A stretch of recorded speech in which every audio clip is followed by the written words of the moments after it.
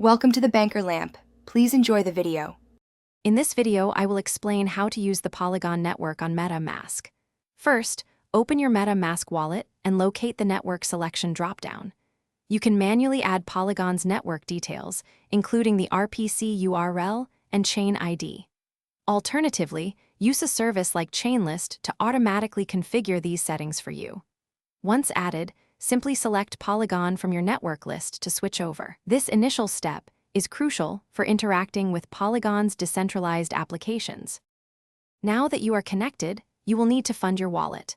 You can bridge existing assets from the Ethereum mainnet to Polygon using a compatible bridge. Another option is to purchase Matic, Polygon's native token, directly from a cryptocurrency exchange. Then, withdraw the Matic to your MetaMask wallet on the Polygon network. Remember, you will need a small amount of Matic to cover transaction fees, which are typically very low, often less than 1 cent per transaction.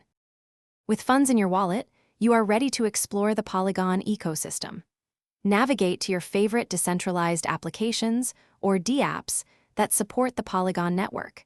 Connect your MetaMask wallet to the dApp, granting it permission to interact with your funds.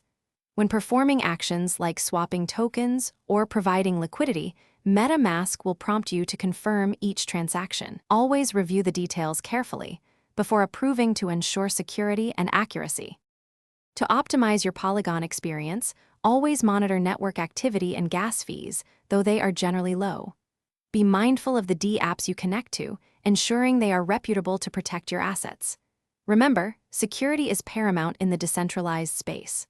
Also, for other great deals and to check out those darn tough socks with a lifetime warranty, make sure to look at the links in the description below. Thanks for watching, and happy exploring on Polygon. Thanks for watching. If this was helpful, leave a like and consider subscribing. See you next time.